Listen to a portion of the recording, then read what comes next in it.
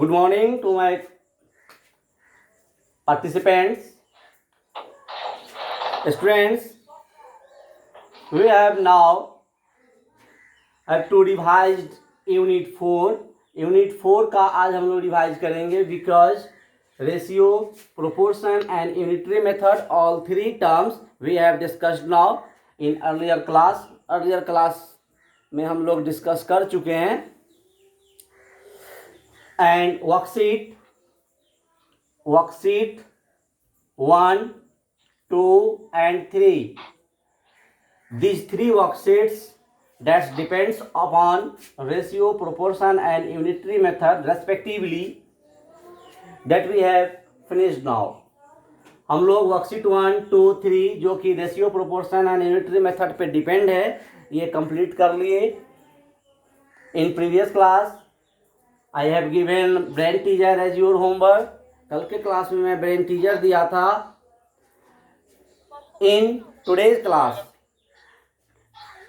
I have solution of brain teaser for you. हम solution of brain teaser करेंगे but some questions, not all, some questions from brain teaser. Brain teaser का कुछ question that you have doubt after solution. आपको solution करने में अगर कोई question में डाउट हुआ है तो उस क्वेश्चन का आज हम डिस्कस करेंगे.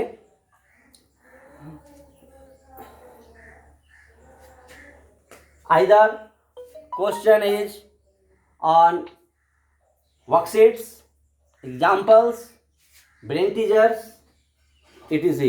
कहीं से भी क्वेश्चन है हम उसका सॉल्यूशन करेंगे यदि आपको प्रॉब्लम हुआ है. यहाँ तक कि यूनिट 1, 2, 3 जो यूनिट 1, 2 और 3 ये 3 यूनिट में किसी भी वर्कशीट से यदि कोई डाउट हुआ है तो उसका भी हम लोग डिस्कस करेंगे. उस पर भी सॉल्यूशन करने के लिए हम तैयार हैं. लेकिन क्वेश्चन आपके साइड से आए तभी हम उसका कुछ कर सकते हैं. क्वेश्चन ही नहीं पूछेंगे आप, हम कहाँ से सॉल्व कर पाएंगे. Students, first of all I revised all three terms in the sense of definitions. First term is ratio. पहला टर्म रेशियो है. Comparing two quantities by division. Comparing two quantities by division is called ratio. क्या यही मैं पढ़ाया था? आप भी यही पढ़े हैं unmute students? Yes sir. Yes yes sir. Yes, very good, definition सही है. Very good. ये सबसे पहले फिर से एक बार आप बताएं, ये बोर्ड पे जो भी कुछ लिखा जा रहा है क्या आप उसे ऑब्जर्व कर रहे हैं?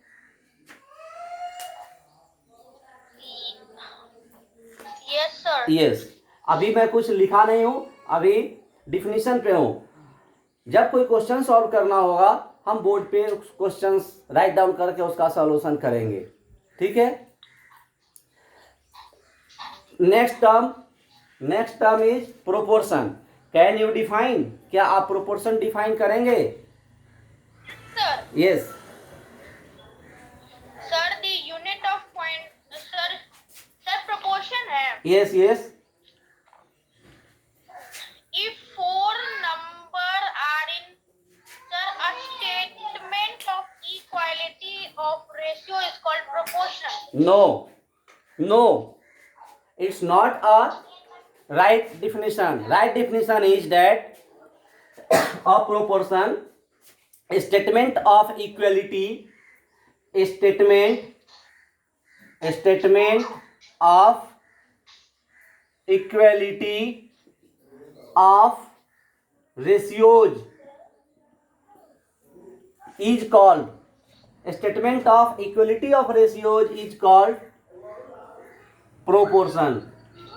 अब याद आई? सर मैंने भी यही, मैंने स्टेटमेंट के आगे ए लगाया था.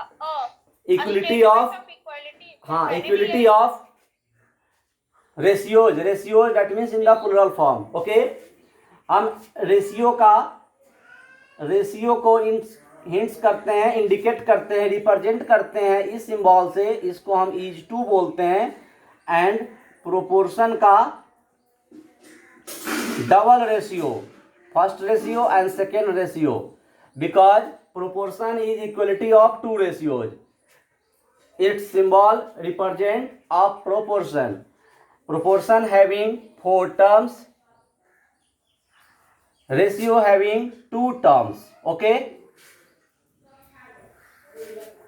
रेशियो का 2 टर्म है, पहला term first term and second term. Ratio means numerator is first term and denominator is second term, but proportion is having 4 terms. This is called means and this is called extremes.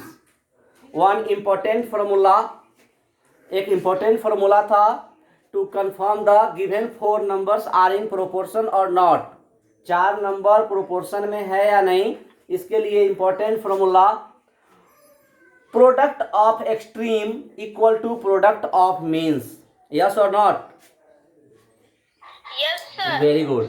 इसका मतलब है कि first term and last term 4 term को हम multiply करेंगे और जो product आएगा वही प्रोडक्ट होना चाहिए second term and third term का, because second term and third term is called means, first term and fourth term is called extreme. It's a revision related to unit 4. ये unit 4 का जितना मैं पढ़ाया उसका मैं रिवाइज करा रहा हूँ. Now unitary method. Unitary method का डिफिनीशन, यूनिटरी मेथड में 2 वर्क होते हैं, 2 प्रोसेस होते हैं. यूनिटरी मेथड एक ऐसा मेथड है जिसमें 2 प्रोसेस होता है. पहला फर्स्ट क्या करते हैं, find the value of 1 article या 1 unit by division. First in short I have written, short में मैं लिख रहा हूं. First to find the value of 1 article. Article आप बुक में देखेंगे आर्टिकल यूज हुआ है या यूनिट भी यूज हुआ है. क्यों? क्योंकि article means object. Suppose that fruits name, vegetables name, any so many things. And unit, that means meter, centimeter, kg, grams, so on. So we used in definition both word articles / unit. So first finding the value of 1 article by division. अब second, तब उसके बाद क्या करते हैं, find the value of more by multiplication. More articles by multiplication. क्या definition है, क्या इस यही डिफिनीशन का कंक्लूजन है ना? यूनिटरी मेथड का डिफिनीशन का यही कंक्लूजन है. इन शॉर्ट ऐसा मेथड है जिसमें हम सबसे पहले एक मटेरियल का निकालते हैं, डिवीजन करके, फाइंड करते हैं उसका वैल्यू, डिवीजन करके, फिर उसी को सर डिवाइड करते हैं. सबसे पहले एक आर्टिकल का वैल्यू निकालते हैं, फिर उससे मोर आर्टिकल का वैल्यू निकालते हैं बाय मल्टीप्लीकेशन. नो, तो अब हम यूनिटरी मेथड का भी डिफिनीशन रिवाइज कर लिए. Now I want to recall some rules that used in ratio. Ratio में कुछ रूल्स यूज हुआ, 4-5 rules I have discussed an earlier class. उस रूल्स का एक बार रिकॉल करना चाह रहे हैं. रूल्स नंबर फर्स्ट,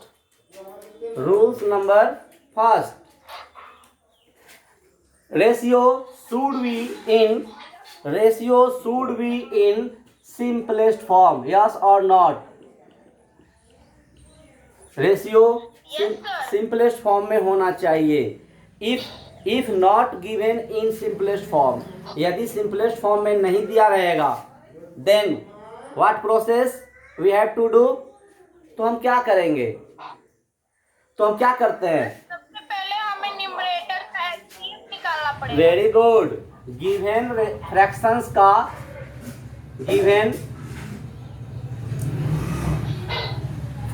का हम HCF निकालते हैं. HCF of 33 and 44 is. जब HCF निकालेंगे इसका, कंटिन्यू डिवीजन मेथड या कोई मेथड का यूज करके, यही मेथड इजी है. 1 times 33 remainder minus remainder 11. Now 33 comes here 3 times 33 remainder 0. Last में 11 आया, सो HCF इज 11. नाउ जब HCF 11 आता है हम समझ लेते हैं, इफ HCF है मोर देन 1, अगर HCF 1 से ज़्यादा हो गया then we confirm that given fraction in not in simplest form. यदि HCF 1 नहीं आया, 1 से ज़्यादा आया, तो हम समझ लेते हैं कि ये प्रॉब्लम सिंपलेस्ट फॉर्म का है, सिंपलेस्ट फॉर्म में नहीं है. If HCF having 1 then we confirm that given fraction in simplest form.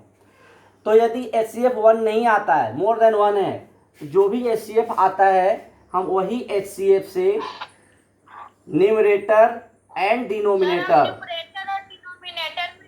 Very good. Now it's cut into 3 times and it's 4 times. So ratio is 3:4. तो एक हमारा रूल हो गया कि सिंपलेस्ट फॉर्म में होने चाहिए. सेकेंड रूल है सेम काइंड का होना चाहिए एंड सेम यूनिट का होना चाहिए. ये नहीं कि मैंगो है, ग्रेप्स है तो हम उसका रेशियो फाइंड कर लेंगे, गलत हो जाएगा. हम पूरा रिवाइज कर रहे हैं, नेक्स्ट क्लास में भी हम इस पे ही रहेंगे. यदि कोई क्वेश्चन सॉल्यूशन प्रॉब्लम होगा हम उस पे आएंगे. पहले रूल्स डेफिनेशंस का रिवीजन हो जाना चाहिए, फिर क्वेश्चंस भी प्रॉब्लम होंगे, उसका भी सॉल्यूशन होगा. If students having doubt in any question then it means that you have not understand the rules and definition of given terms. यदि आपको कोई क्वेश्चन में डाउट है, कोई क्वेश्चन सॉल्व नहीं हो रहा है, तो उसका यह वजह हो सकता है कि आप रूल्स सही से नहीं समझे हैं. So I have not try to solve your questions, I first try to revise your rules. इसलिए मैं आपका क्वेश्चन का सॉल्यूशन करने के लिए रिवीजन नहीं करा रहा हूँ. ये आपका क्वेश्चन मैं सॉल्व कर दूंगा, इससे आपके माइंड डेवलप नहीं होंगे. क्वेश्चन तो आप ही को सॉल्व करना है. रूल्स यदि हम फिर से समझा दें, आपके माइंड में फिर से रूल्स आ जाए, तो जो क्वेश्चन में डाउट हुआ है हो सकता है कि वो क्वेश्चन दूसरी बार में आपसे ही बन जाए, है ना? Yes sir. Yes students, so many participants, near about 100 participants in my class. if 2-3 questions at least, कम से कम 2-3 क्वेश्चन भी अगर एवरी स्टूडेंट्स का प्रॉब्लम होगा, हम उसको कैसे सॉल्व करेंगे. लेकिन यदि कॉमन जो रूल्स है उसका यदि मैं रिवाइज कराता हूँ फिर से सही से, सारे पार्टिसिपेंट्स फिर से रिवाइज कर लें, तो जितने भी स्टूडेंट्स को जो भी क्वेश्चन डाउट होगा वो अपने आप सॉल्व हो जाएगा. यदि नहीं होगा तो फिर हम नेक्स्ट क्लास में उस पर जरूर डिस्कस करेंगे. Don't worry, you have not solve. यदि आपसे सॉल्व नहीं होता है, आप नहीं घबराएं, फिर से हम आपके साथ हैं, आप उसका हम सॉल्यूशन करेंगे. लेकिन मैं चाह रहा हूँ कि स्टूडेंट्स को यदि कोई प्रॉब्लम है तो पहले वो डिफिनीशंस रूल्स क्लियर कर ले. Next, same kind same unit होने चाहिए. अब सेम काइंड का मतलब कि सेम ऑब्जेक्ट होना चाहिए, then possible to find ratio. And same unit भी होने चाहिए. Same unit means one side में केजी रहेगा तो अदर में यदि लीटर रहा then not possible to find ratio. KG तो केजी ही होने चाहिए. हाँ, ऐसा हो सकता है कि यदि फर्स्ट टर्म में केजी रहा एंड सेकेंड में ग्राम रहा, then you first convert. Sir ये हो सकता है केजी को ग्राम में कन्वर्ट करेंगे. केजी ग्राम में कन्वर्ट किया जाता है और सेम यूनिट लाने के बाद ही हम रेशियो फाइंड करते हैं. चलिए next, same kind same unit, simplest form, other rules. और एक रूल्स क्या है, when we write in the form of ratio we have not written the unit और देयर काइंड. जब हम आंसर लिखते हैं कि यदि कोई आंसर आ गया रेशियो में, suppose that 3 pence to 4 pence, if write in ratio form 3:4, then here not need to write pence. हम यहाँ पेंस नहीं लिखेंगे ये गलत हो जाएगा। आपका ये रूल्स में भी है कि कभी भी आप जब रेशियो लिखें then have not need to write units name objects name. Okay, other rules, यदि और कोई रूल्स छूट रहा है आप बताएं कि क्या रूल्स छूट रहा है जो मैं सॉल्व। यस, हाँ हाँ, सही सही, okay okay. One rules, important points, important notes for the solving of ratio. It should be in must ordering of terms. Terms का जो ऑर्डर है वो सही वे में होने चाहिए। सपोज डेट, इसका एक एग्जांपल से समझें। If 3 mangoes 2 5 mangoes. Question is given that if we write in ratio 5:3, this is wrong. यदि इसको हम 5:3 लिख दें तो ये गलत होगा। क्यों? क्योंकि because here first term is 3 and second term is 5. So it must written in first 3, then second term is 5. It's right, it's wrong. Okay, यही बात है ना जी। अगर हम ऑर्डर चेंज करते हैं तो सर हमारा आंसर भी चेंज हो जाता है। हाँ, तो ये ऑर्डर चेंज का जो रूल्स है इसका मतलब यही कंक्लूजन है, हम ऑर्डर को सही से लिखें, ऑर्डर चेंज ना करें। Next, any other rules left? कोई और रूल्स लेफ्ट है? Sir no sir. नहीं। Then we come on problems. अब हम प्रॉब्लम पे आते हैं। A question is that a question coming from a student yesterday in my call, but I have not solved on particular students. I want to discuss to any question from any particular students in the class because all students participants present in the class. मैं किसी students का personal question personal number पे या कोई questions personally solve करने से अच्छा है कि ग्रुप में सॉल्व करना मुझे अच्छा लगता है कि उस क्वेश्चन का किसी और स्टूडेंट्स को भी मदद मिल जाए, हेल्प हो जाए। एक क्वेश्चन आया था, find the ratio of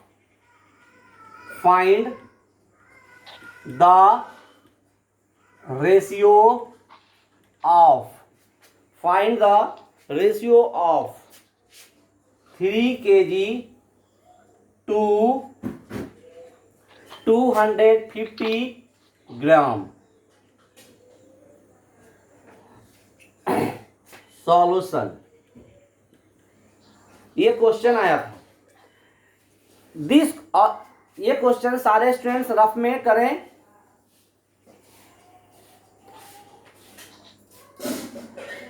This question depends on the rules. Yes sir. This question अभी मैं जस्ट डिस्कस किया हूं। If same unit given then possible to find ratio. Same unit होगा तभी रेशियो फाइंड करना पॉसिबल होगा, but same unit in different measure. Same unit तो है, ग्राम्स में ही है, लेकिन ये केजी है और ये ग्राम है। First we convert it in 3 kg into grams.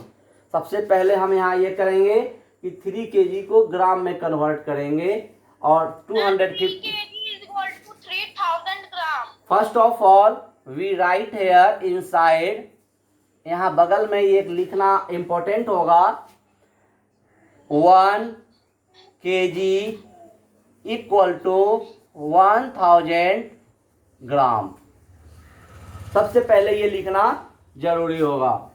यदि हम ये नहीं लिखते हैं और डायरेक्ट 1000 से हम मल्टीप्लाई करते हैं तो क्वेश्चन पूछा जा सकता है, तो 1000 कम्स वेयर, कहाँ से आया, why we multiply 1000? So if we written inside in box 1 kg 1000 gram.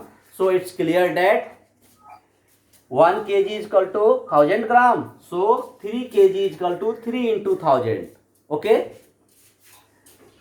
3 into Sir, my answer is 1 minute. 12 is to Not clear, not flash answer before solving. आप आंसर रखिए, अभी आप मैच करेंगे कि answer क्या आ रहा है. 3 into 1000. सारे पार्टिसिपेंट्स को मुझे समझाना है, तो प्रोसेस में आने दीजिए. सारे पार्टिसिपेंट समझे. सबसे पहले ऑब्जर्व क्या किया गया, रेशियो में दोनों टर्म का यूनिट सेम होना चाहिए. यहाँ दोनों टर्म का यूनिट सेम नहीं है. स्टैंडर्ड यूनिट तो सेम है. We convert kg into gram may be possible, so we first convert 3 kg into gram. So we write here 3 into 1000. Now it a gram. अब ये kg नहीं लिखाएगा, अब ये ग्राम लिखाएगा. ठीक है. 2 next term 250 gram. Second step 3 into 1000 divided by 250. Here not need to write gram because in the form of ratio we have not need to write any units. Now we sort it. अब इसको हम sort करेंगे, simplest form में लाएंगे. 0 0. Then what number left? 3 into 100. अब ये 1000 से 100 हो गया. Now in denominator 25. We cut 25 one times and 25 4 times. Now 3 into 4 by 1. Now 3 into 4, 3 4s are 12 by 1. So we retain here 12 is the first term, ratio 1 is the second term. Its answer. अब आप बताइए answer आपको आया है या नहीं आया है? yes sir आया है. Yeah, 12 is to 2 1. Yes. Students, again repeat because this question may be doubt in students. एक स्टूडेंट्स को डाउट हुआ है, हो सकता है कि औरों को डाउट हुआ होगा. आप समझ लें, यदि क्वेश्चन डिफरेंट यूनिट में होगा उसका रेशियो फाइंड नहीं लिखेंगे. That answer is not possible to find ratio because given unit are different. उसका कारण लिख देंगे, गिवन यूनिट का डिफरेंट यूनिट है गिवन क्वेश्चंस का, इसलिए पॉसिबल नहीं है. But if we given kg gram, कभी कभी रहता है रुपीज पैसे, कभी रहता है लीटर मिलीलीटर. उस कंडीशन में यस सर अगर लिखा रहेगा 3 kg to 3 लीटर तो सर यहाँ पे हम लिख देंगे the unit is different so we cannot find the ratio. Yes यदि डिफरेंट यूनिट रहेगा तो हम वही लिखेंगे. Now I am going to unmute my all participants, not single. सारे पार्टिसिपेंट्स के पास हम पहुंच रहे हैं.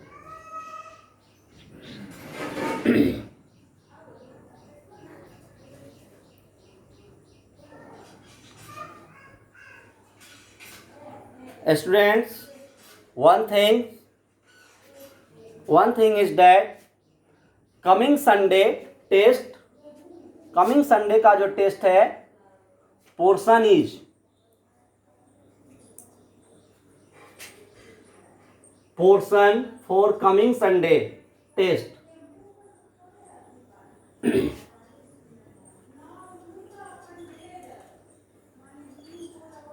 I want to flash the portion for coming Sunday test.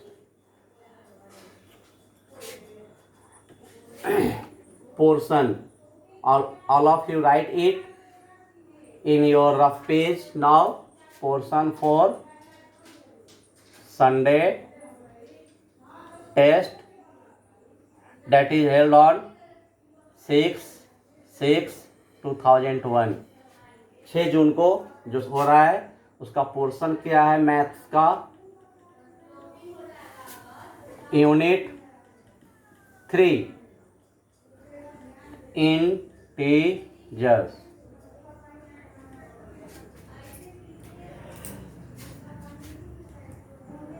Before Sunday, that means on the class of Saturday, we have revision on unit 3. हम लोग revision करेंगे, we will revise. If you have doubt question, you ask on that day. I am unmute my all participants to raise your questions. Yes. First of all, students, write down it in your rough page. अगर First of all, students, अगर question के आगे yes, तो question के आगे sir अगर 5 mangoes रहेगा और सर पीछे 3 मैंगोज तो सर वहाँ पे लिख सकते हैं 1 minute, 5 ratio 3। 5 mangoes and other, sir और उसके पीछे सर 3 मैंगोज रहेगा। पीछे तो मतलब कि हम लोग सर 5 को आगे लिख सकते हैं ना। 5 mangoes मतलब 3 mangoes किस साइड, पहले सर पीछे सर यहाँ, पीछे यहाँ, नहीं सर यहाँ, सर 5 मैंगोज के पीछे। यस सर पीछे नहीं, इसको हम आगे बोलते हैं। 5 mangoes 2 3 mangoes, ऐसा क्वेश्चन रहा तो, यस सर ऐसा क्वेश्चन रहा then it's a first term and it's second term. ये फर्स्ट टर्म है, सेकेंड टर्म है। 5/3 is written 5:3. Okay, okay sir. yes. All students, listen carefully, write it in your rough page. Coming Sunday test, that means 6 जून, 6 जून को जो हो रहा है Sunday test, उसमें जो पोर्शन है unit 3 integers, question on test will come on from unit 3 integers, because integer chapters we have completed now in last week.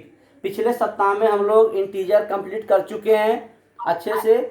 2 सप्ताह तक कंटिन्यू इंटीजर चैप्टर की पढ़ाई हुई है। सो पोर्शन यूनिट 3 रहेगा संडे टेस्ट में। I also send this portion on WhatsApp group and Snap also.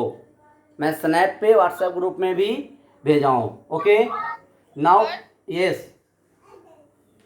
Sir मुझे unitary method में प्रॉब्लम है। पूछिए। सर मुझे वर्कशीट 3 का सर 6। आप स्क्रीन पे क्वेश्चन दिखाएं, स्क्रीन पे क्वेश्चन दिखाएं।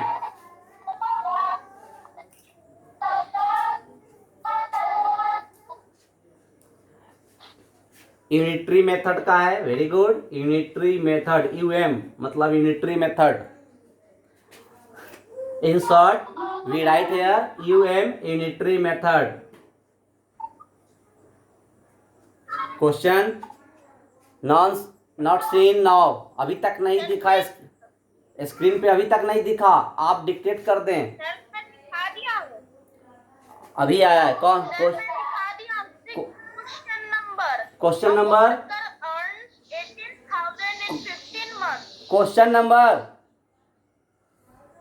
Sir 6th. Question number 6, good.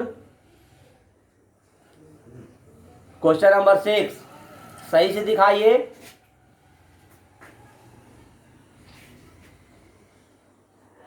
Worker, हाँ, वर्कर अर्न ₹18,000 15 मंथ, मतलब कि ₹18,000 इन 15 मंथ। ओके, नाउ माने 18,000 रुपया 15 महीने का है उसकी salary.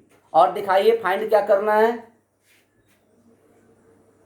Sir A, how much will the worker earn in 7 months? 7 month में कितना होगा? Remove question from screen, remove question from. PV है। आप एक क्वेश्चन समझ, Will earn 3,600. 1 मिनट 7 मंथ में कितना अर्न करेगा ये आपको फाइंड करना है। 7 मंथ में you write it in first way. सबसे पहले आप इसको ऐसे लिखें,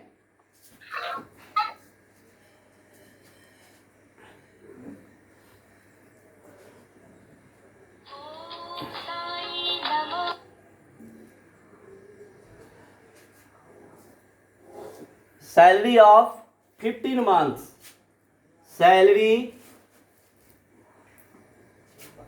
ऑफ 15 मंथ्स। यहाँ सैलरी ऑफ 15 मंथ्स में लेफ्ट साइड में लिखा because you have to find salary for 7 month. 7 month का सैलरी फाइंड करना है, so salary written in right side. Salary of 15 month is equal to 18,000। First we find salary of 1 month. 1 month का salary 1 का हम करते हैं by division, that means 18,000 divide by 15। क्योंकि 15 महीने की सैलरी यदि 18,000 है तो 1 महीने की सैलरी 18,000 से लेस होंगे, कम होंगे। And students you have find less answer then you use divide. Therefore salary of 7 month, जितने मंथ का फाइंड करना है 18,000 divide by 15 into 7। Now after solution answer you will get. Solution के बाद आप इसका आंसर फाइंड कर लेंगे। This your homework, this is your homework. इसके आगे आपको सॉल्व करना है। यह 18,000 by 15, this is the salary of 1 month, and find the salary of 7 months. So we multiply 7 in this fraction. आप इसको सॉल्व कर लेंगे। सेकेंड क्वेश्चन, ये क्वेश्चन ए है। क्वेश्चन बी, आप स्क्रीन पे क्वेश्चन बी दिखाएं।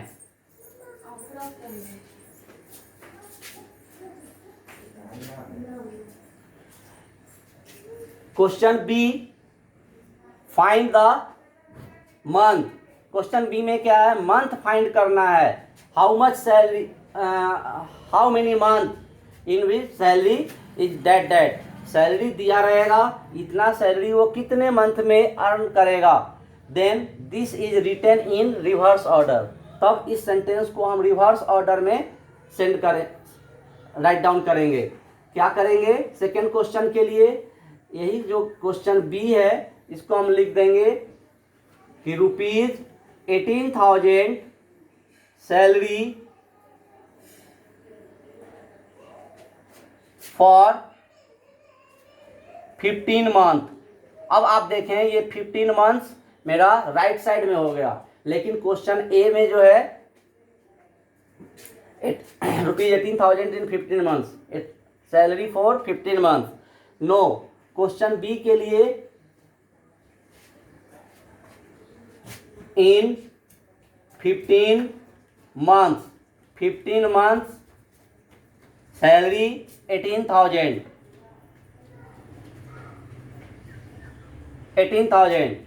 1 मंथ 18,000 बाय 15।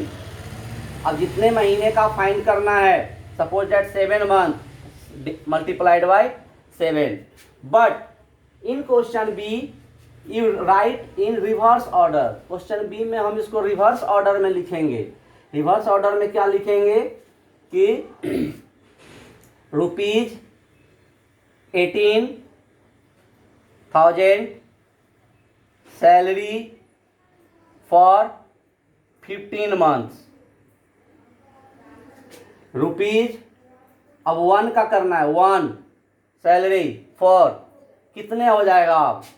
अब ये सैलरी जो है यहाँ पे 1 का करना है, 15 बाई 18,000 हो जाएगा। 15 बाई 18,000 फिर जो भी सैलरी फाइंड करना रहेगा जो क्वेश्चन में दिया है वो यहाँ से मल्टीप्लाई हो जाएगा। तो इस तरह से आप ये ऑब्जर्व करेंगे कि फाइंड जो करना है वो किस ऑर्डर में लिखना है। जो फाइंड करना होता है उसको हम राइट साइड में लिखते हैं। यहाँ सैलरी फाइंड करना था, 7 मंथ में कितना सैलरी फाइंड करता है, तो 18,000 इस क्वेश्चन में मैं राइट साइड में लिखा और क्वेश्चन बी में मैं इसको लेफ्ट में लिखा। ऐसे हम क्वेश्चन को सेट करते हैं, जो फाइंड करना होता है उसको राइट साइड में करते हैं। Then you have to try solve in rough. If you have not solve you will ask on next class. आप नेक्स्ट क्लास में करेंगे because class will be over within a minute. Your homework is solution of brain teaser, solution complete of worksheet 1, 2, 3, revised definitions. If you have doubt then you will ask on next class. Again we will continue unit 4 ratio on next class. Your portion for Sunday test unit 3. So we will revise unit 3 on Saturday before Sunday test. Okay, thanks.